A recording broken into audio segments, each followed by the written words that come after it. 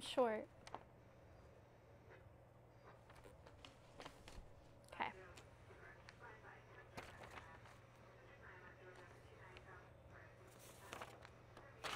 Mic check, 1, 2, 3, mic check.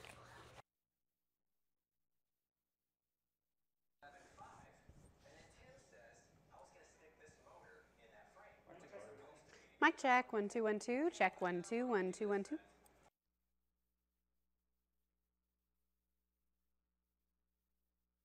1, 2.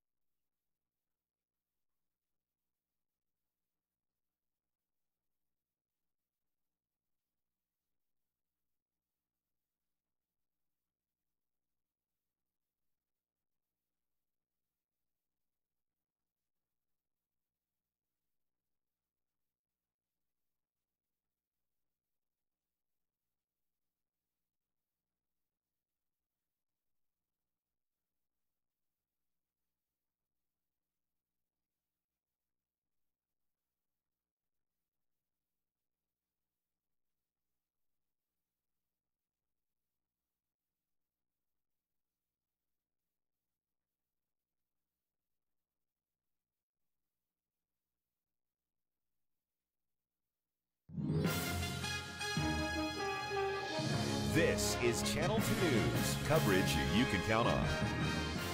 Good evening. Proponents of a new solar panel installation are appealing a decision that blocked them from building the new energy field in the Carson Valley.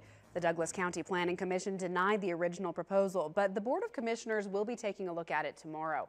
Amanda Ketchledge spoke with residents in the area who could be impacted by this project. Amanda? Yeah, solar energy could be coming into the town of Minden, but there seems to be a lot of controversy in that area. This land is owned by Bentley Ranch, and the owners are discussing leasing it to a climate and renewable energy company called E.ON. About 100,000 solar panels would cover 322 acres of land. It would be located southeast of the intersection of East Valley Road and Kathleen Way, and residents in that neighborhood are upset that the site would be adjacent to their homes. I am all for alternative energy. I think we need it, so let's get the solar put in. And it can be low, but it can be behind a hillside. I'm concerned about my property value, and I'm concerned about the fact that this could be a Pandora's box.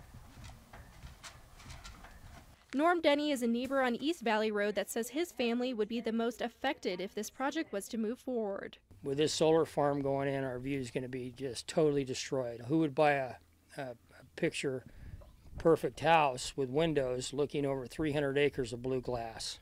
The view from his windows face the valley and the Sierra, but he says hundreds of solar panels would be feet away from the edge of his property. Chris Bentley's consultants have told us that it's okay now, that we're going to be able to listen to 60 decibels of noise 7 days a week, daylight to dark, 60 feet away from our front door. Other Nevadans say they don't see a problem with the location. There's few residents out there. That's I mean, you could check with them, but that's like checking with 10 people. I mean, over the overall impact of the whole Carson Valley. I'd rather have the energy cost cut down than worry about the view. The view can be, if you don't like what you're looking at, you can always look somewhere else. With different opinions on the solar project, the county will hear both sides tomorrow at their meeting. And the meeting will be at 1 p.m. tomorrow at the Douglas County Historic Courthouse. Covering the story, Amanda Ketchledge, Channel 2 News. Okay, Amanda, thank you. The Nevada legislature made quick work of funding the state's schools with a bill passed by both houses and signed by the governor this afternoon. Congratulations, everybody. Well, considering this is something the legislators have talked about for 4 years now, it seemed not only like it was fast-tracked, but also approved early in the session. Adjustments made to the original version of the bill kept the prevailing wages for construction work, which made it a bill everyone could get behind. We have too many kids and too few schools. Our schools are old and dilapidated. Our technology is not at a high enough level to adequately meet our students' needs. This is a big deal. This is going to be good for our students. It's going to be good for the education system throughout our state. We're all really excited. We estimate this will generate $265 million over the next 10 years. This will help build those new schools. It'll improve the quality of education in our state. It'll get us ready for the new Nevada. I mean, we've got some great companies that are coming here, and we need to provide a quality education. Now, the bill gives school districts the authority to issue bonds for school construction beyond the term approved by voters. Lawmakers hope to see shovels hit the ground soon and new schools opening by the fall of 2017. Well, tonight we have an update on former Washoe County School District Superintendent Pedro Martinez, who was a finalist to take over the Boston public school system. Last night, the Boston School Committee voted 5-2 to select Dr. Tommy Chang to head the school system instead of Martinez. Now, Martinez received the 2 opposing votes. In January, Governor Sandoval announced Martinez had been picked to serve as superintendent in residence at the Nevada Department of Education. However, that position is only slated through this legislative session. And Nevada State Senator Debbie Smith, who underwent surgery to remove a brain tumor last month, announced she will be returning to the legislature during the first full week of April. She says in a statement that she feels better and is excited to return to Carson City. She went on to say, quote, "We have so much important work left to do to truly make this the education session, and I can't wait to get back to work next month to help create new educational and economic opportunities for all Nevadans," end quote. Well, Nevada lawmakers are reviewing a bill that would repeal a state law requiring employers to pay part-time workers overtime after 8 hours of work in a day. Supporters of Senate Bill 193 say it would bring Nevada in line with federal rules requiring overtime pay after 40 hours of work in a week, allowing more flexibility in scheduling. But Democrats in the Senate say it could let employers take advantage of workers by overscheduling them. And as the legislative session continues in the weeks and months ahead, stay with Channel 2 News on the air, online, and on Facebook and Twitter for continuing coverage. Now, here's Chief Meteorologist Mike Alger's first look at the Pinpoint 2 forecast. Well, I'll tell you, there's a lot of sunshine out there today, and it looks like tomorrow is going to be the same, as will Friday and Saturday and Sunday. In fact, we don't have any clouds even coming in until about next Tuesday and Wednesday, although we do have a chance of maybe seeing some showers coming in with those clouds here by the middle to latter part of next week. It's still quite a ways out, and there's a lot to be done before we really have any confidence in that forecast. Confidence I do have is in the forecast tomorrow that will be even warmer than today, which was warmer than yesterday. I don't know if you remember yesterday we got to 47. Today we got up to 54 degrees with 48 up at the lake. And notice we have some pretty warm temperatures over in the California valleys. That whole warm air mass is going to shift over here and take some of the 30s and 40s that we see over here in the east and turn those into 40s and 50s. So a big change pretty much all across the board in terms of those temperatures rising. But that's about the only change, because this ridge is just going to move on top of us, take up residents at least through the weekend here before it starts to weaken. And all that cold air over in the East Coast is going to stick around over there until next week. As that begins to lift and build a ridge over there, we may have a chance for a shower over here. It will be a very chilly start to the day tomorrow. We'll tell you more about that, and we'll give you a complete forecast coming up in a few minutes. All right, thanks, Mike. Nevada's Division of Child and Family Services has decided to remove 4 juveniles in its custody from the Rite of Passage Rehabilitation Center. Over the weekend, violence erupted at that center when students broke into 2 buildings and set them on fire before escaping on Saturday night. The division would not say whether their decision was related to that recent violence. South Lake Tahoe police have arrested 3 people in connection with a burglary early this morning. Officers responded to the Tahoe Keys Liquor on Lake Tahoe Boulevard around 1 a.m. They found the glass door smashed in and arrested 2 suspects on the scene. A 3rd suspect was arrested while trying to leave the area in a vehicle. The suspects have been identified as 20-year-old Lorenzo Jackson, 20-year-old Cheyenne Taggy, and 21-year-old Ryan Mello. All 3 are charged with burglary and conspiracy. Taggy is also charged with vehicle theft. Taking a look around the nation, today testimony began in the Boston Marathon bombing trial in which prosecutors are seeking the death penalty for defendant Dzhokhar Tsarnaev. Tsarnaev looked straight ahead as the prosecutor accused him of planting a bomb designed to tear people apart. The 21-year-old is charged with setting off pressure cooker bombs at the Boston Marathon in 2013. 3 people died and more than 260 were injured. Tsarnaev is also charged with the shooting death of an MIT police officer several days after the bombings. During opening statements, defense attorney Judy Clark conceded Tsarnaev participated in the attacks, but she argued his older brother Tamerlan was the ringleader and convinced Dzhokhar to take part. With the defense already admitting Tsarnaev's involvement, the trial will ultimately decide if Dzhokhar will spend the rest of his life in prison or be put to death. In the nation's capital, the United States Supreme Court heard arguments in another case challenging the Affordable Care Act. This time, the justices have been asked to decide who is eligible for the law's tax subsidies that make health insurance affordable for millions of Americans. Supporters of the Affordable Care Act made their case outside the Supreme Court. Inside, Justice Elena Kagan described the latest legal challenge as a, quote, never-ending saga. Justice Anthony Kennedy, often the court's swing vote, aggressively questioned both sides. Conservative justices Samuel Alito and Antonin Scalia joined him in grilling the government's lawyer. Both sides. If they strike down the subsidies, 5 million people are going to not have what makes it affordable to them to have health care. White House lawyers and several members of Congress were in the courtroom for the arguments, closely monitoring the law's fate. The court is expected to issue a ruling in late June. Looking around the world now, the U.S. ambassador to South Korea is recovering from knife wounds after a man slashed his face. The attack happened in Seoul just before the ambassador was to give a speech at a performing arts center. Craig Boswell has more. U.S. Ambassador Mark Lippert appeared stunned and held his face as he made his way out of a performing arts center in downtown Seoul Thursday morning, his hands and clothes streaked with blood. South Korean police said a man screaming that North and South Korea should be unified attacked Lippert with a knife. Police stood guard outside a hospital where Lippert was treated for his wounds. The U.S. State Department says his injuries are not life-threatening. Lippert became ambassador last year. He had previously served as U.S. Assistant Secretary of Defense for Asian Affairs and a foreign policy aide to President Barack Obama when he was a U.S. Senator. The White House says the president phoned Lippert to express his concerns. The assailant has been arrested and is in the hands of local authorities, and we're deeply appreciative to the Korean National Police. A South Korean television news agency reports Lippert's attacker is a 55-year-old man who threw a piece of concrete at Japan's ambassador in 2010. Anti-U.S. protests have recently increased in the region over annual U.S.-South Korean military exercises. Craig Boswell, Channel 2 News.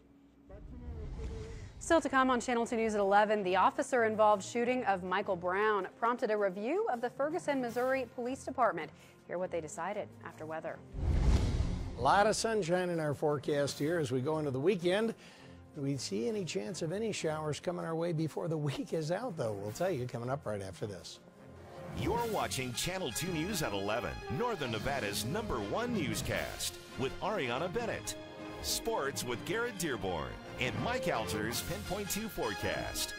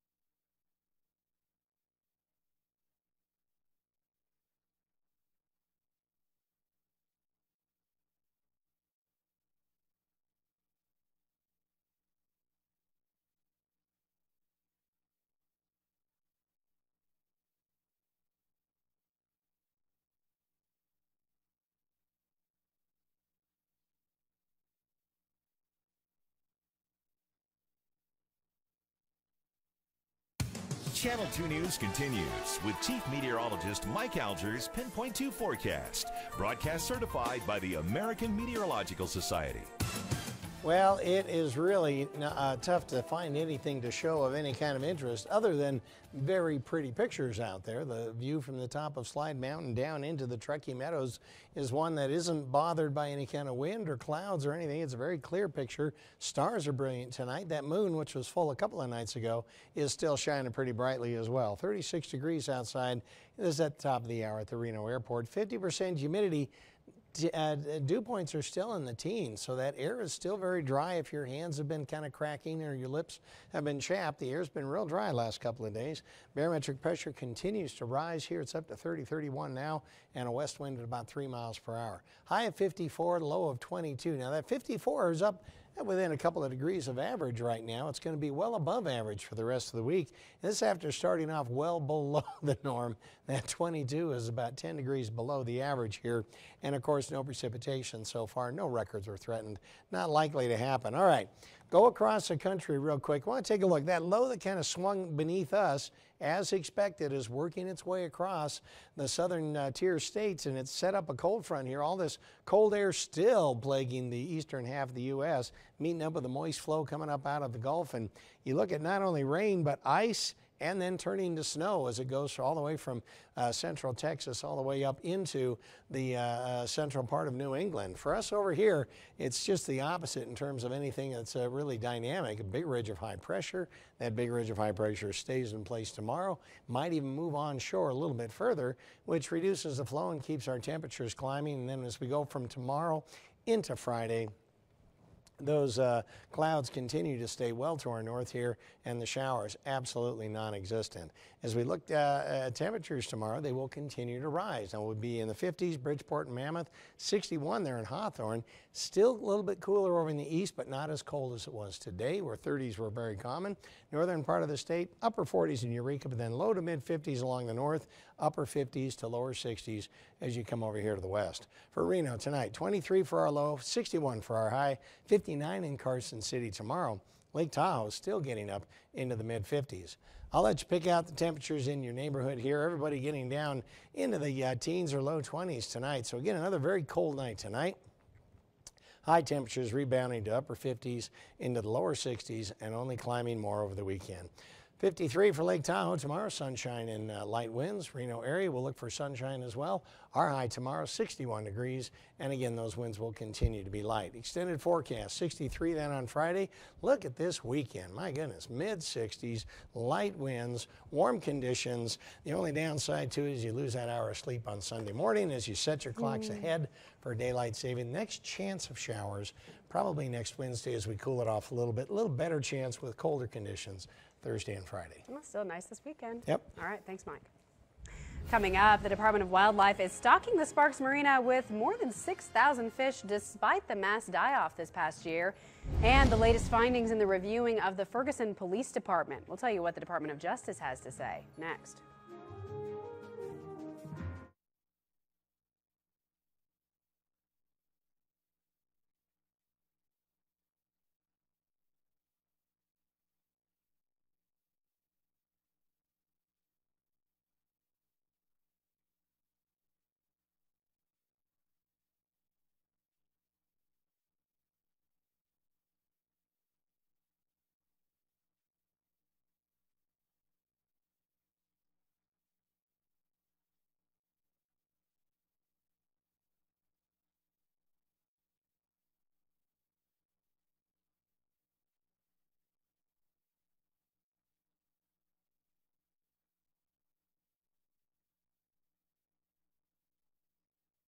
What?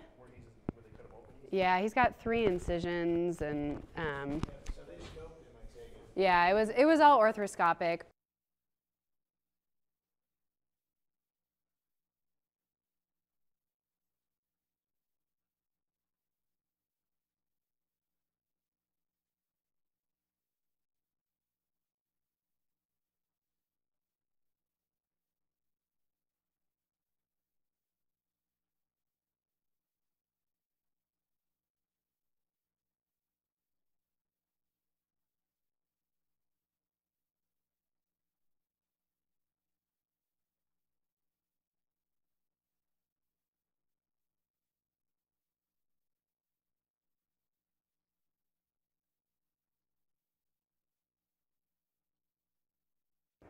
Welcome back. The Justice Department officially released its report detailing racial bias within the Ferguson, Missouri Police Department.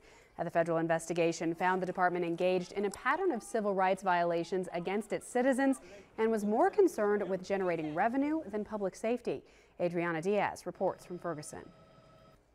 The Justice Department is demanding change after finding racial bias within the Ferguson, Missouri Police Department. Ferguson police officers routinely violate the Fourth Amendment in stopping people without reasonable suspicion, arresting them without probable cause, and using unreasonable force against them. The Justice Department also announced there was not enough evidence to support federal civil rights charges against former Ferguson police officer Darren Wilson for the shooting death of 18-year-old Michael Brown. The scathing federal report did find the department routinely violated the civil rights of its citizens. It found that while 67% of Ferguson's population is black, in recent years they accounted for 85% of people Ferguson police pulled over and 93% of people arrested. Ferguson's mayor says the police department has recently hired several African Americans and disciplined 3 officers found to have written racially offensive emails. One has since been terminated, and the other 2 are still awaiting the outcome of an internal investigation. Many in the community say the report highlights what they've known for a long time. Now they wonder how long it will be until things really change. This shows that there is a disconnect or a distrust, particularly with law enforcement and particularly our younger people. Federal officials will work with the city of Ferguson in the coming weeks to reach an agreement for reform. Adriana Diaz, Channel 2 News. The Justice Department recommendations include improving training and oversight and changing police and court practices so they're based on public safety instead of on revenue.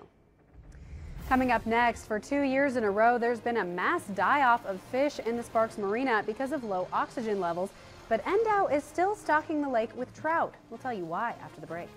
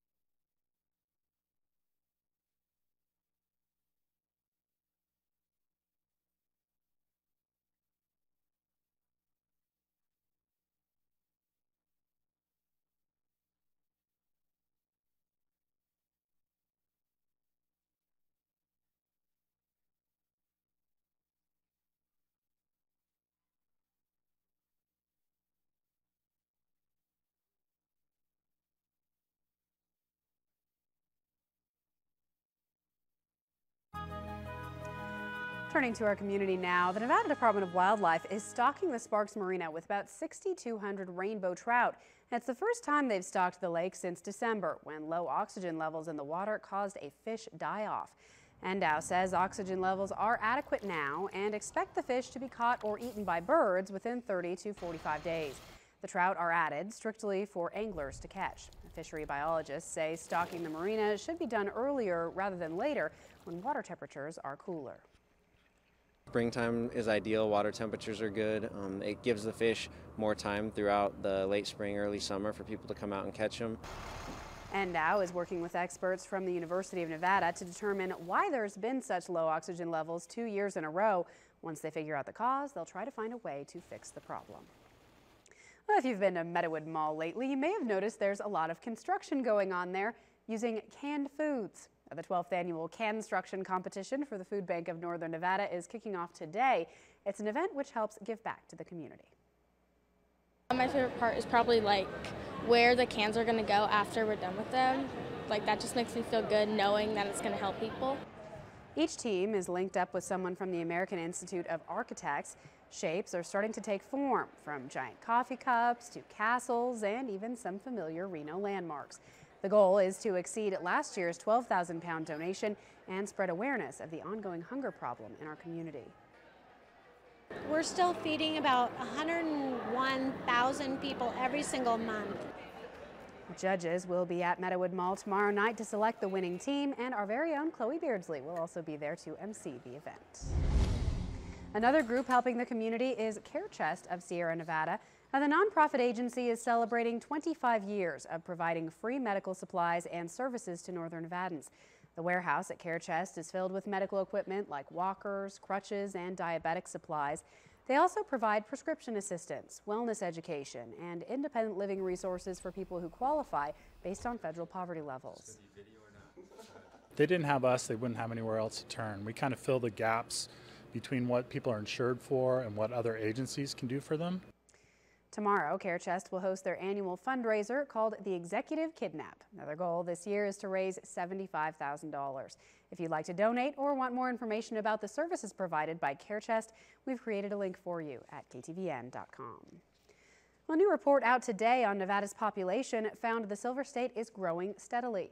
According to state demographer Jeff Hardcastle, Nevada's population grew by about 42,000, or 1.5%, from July 2013 to July of last year. It's currently at about 2.8 million people.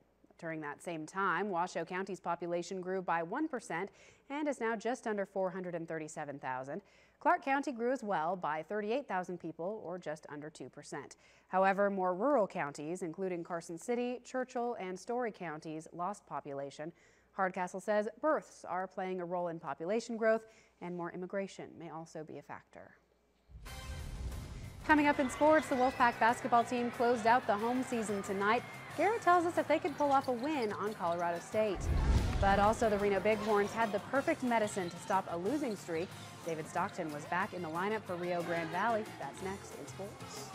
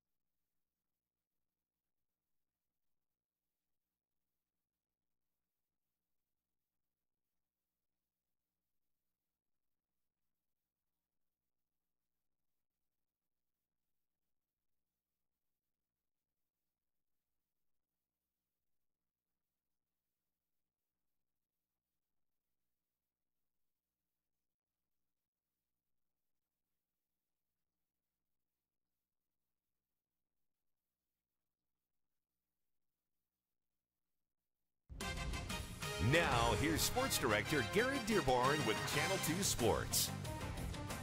Well, the last time the Nevada and Colorado State men met, it was a 56-point blowout in favor of the Rams.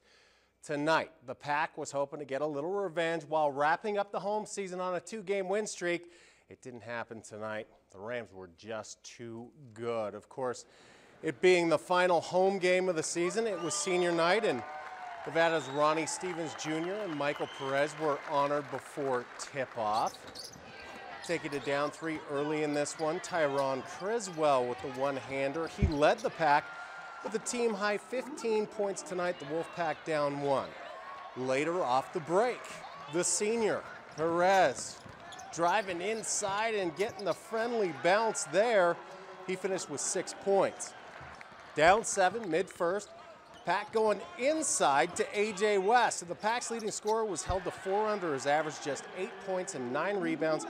Despite shooting just 52% or 52%, the Pack was down 11 at the half. And meanwhile, Rams star big man J.J. Avila finished with a game-high 27 points. And second half, this about sums it up. A.J., the missed dunk, and that starts the fast break to Carlton Hurst. The Pack hit just 34% of its shots in the second. Marquise Coleman didn't start, had 12 points in 24 minutes. It's in a losing cause. Nevada loses in this one to the tune of 78-62. Played a decent first half, but came out slow in the second. Let them get a lead, build on their lead, and we just didn't play good enough defense on the fast break. It's very disappointing, given that Mike and Ronnie, we wanted the result to be different on their senior night, and it's very disappointing not only for them but from us as well. So yeah. The Pack wraps up the regular season at conference leader San Diego State Saturday night. The Reno Bighorns picked up a little size today, trading the returning player rights of Daquan Jones to Maine in exchange for Christian Waterford. The 6'9", 230-pounder has averaged 12 points and 6 rebounds in 27 games for the Red Claws. Jones, of course, just finished playing in Europe. And the Reno Bighorns were looking to end a 6-game losing streak tonight against Rio Grande Valley. And look who's back from that 10-day stint with the Kings. David Stockton did. He was huge tonight. We'll have more on him in just a second. Start you off late first half. Rashad James taking it hard. He had 33 points. Horns were down 6 at the break. Stockton had a monster night in his return. Driving hard here in the third quarter. The Horns guard had 44 points, 10 assists, 8 steals. Reno snaps the skid, 158-152. They host Texas on Friday night. The designated number 13, Alex Rodriguez. Well, the greeting was mixed for him, but after a year's suspension for violation of the league's drug policy, Alex Rodriguez picked up a base knock in his first at bat against the Phillies in spring training today. The 3-time American League MVP went 1 for 2 in his first game in 17 months. And by the way, the 40-year-old's team won the game, or lost the game, to the Phillies. Reports out of Denver say 5-time MVP Peyton Manning will return for a 4th season with the Broncos. But to make room under the salary cap, Manning's contract will be restructured, and he will reportedly take a pay cut from $19 million to $15 million in 2015, although that $4 million could be made up if he wins the Super Bowl going into his 18th season. Peyton had reportedly mulled retirement. Don't feel too bad. He's made like $220 million in his career. So, yeah, yeah, interesting. he's all right. All right. Thanks, Garrett. We'll be right back.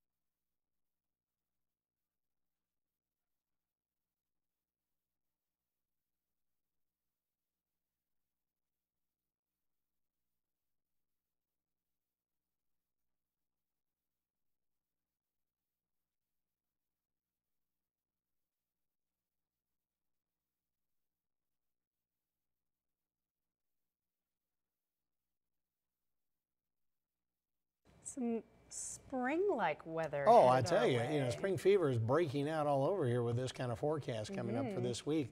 A lot of sunshine right into the weekend. The weekend itself is going to be dynamite, so make some outdoor plans if you can. Garrett, that means the golf course for you over there. And also, Saturday night, Sunday, of course, daylight saving begins. And so set those clocks ahead, and while you're at it, change the batteries in your smoke detectors. It's always good to do that on both the beginning and end of daylight saving. Is some weather coming in middle part of next week. We'll know how strong it is when it gets closer. All right. Good night, everyone.